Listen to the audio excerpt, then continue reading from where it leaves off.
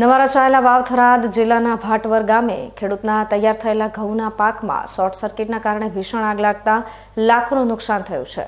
તંત્રની ઘોર બેદરકારી અને ફાયર ફાઇટરની સુવિધાના અભાવે ખેડૂતનો 1 હેક્ટર જેટલો ઊભો પાક નજર સામે જ બળીને ખાખ થઈ ગયો છે।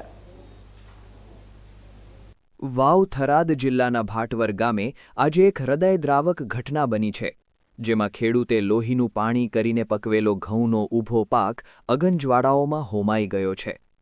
ખેતરમાંથી પસાર થતી જીઈબીની હાઈ ટેન્શન લાઇનના તાર ઝાડની ડાળીઓમાં ફસાયેલા હોવાથી શોર્ટ સર્કિટ થયું અને જોતા જોતામાં આખી સીમમાં આગની લપેટો ફેલાઈ ગઈ।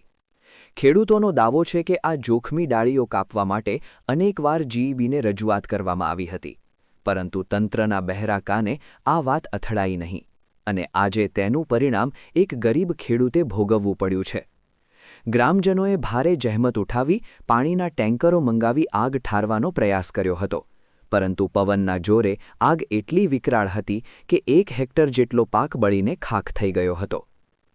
સૌથી વેધક સવાલ તો એ છે કે વાવ અને સુઈગામ જેવા મોટા તાલુકાઓ આજે પણ ફાયર બ્રિગેડની સુવિધાથી વંચિત કેમ છે?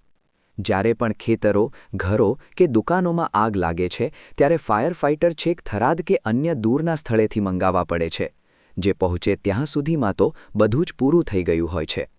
રાજ્ય સરકારમાં મંત્રી અને વાવના ધારાસભ્ય સ્વરૂપજી ઠાકોરનો આ મત વિસ્તાર હોવા છતાં અહીંના ખેડૂતો આજે પણ પાયાની સુરક્ષા સુવિધા માટે તરસી રહ્યા છે। શું તંત્ર માત્ર કાગળ પર જ આધુનિક બન્યું છે? વારંવાર બનતી આવી ઘટનાઓ છતાં તંત્ર કેમ જાગતું નથી? ખેડૂતના મોઢે આવેલો કોળિયો છીનવાઈ ગયો છે ત્યારે હવે જોવાનું એ રહે છે કે આ નુકસાનનું વળતર ક્યારે મળશે અને વાવ સુઈગામને પોતાની ફાયર બ્રિગેડની સુવિધા ક્યારે નસીબ થશે? ભાટવરની આ ઘટના જીઈબીની બેદરકારી અને ફાયર સુવિધાના અભાવનું વરવું પ્રદર્શન છે।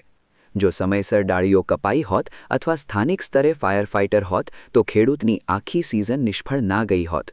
હવે સરકાર આ મામલે ગંભીર બનીને નક્કર પગલાં ભરે તે અત્યંત જરૂરી છે।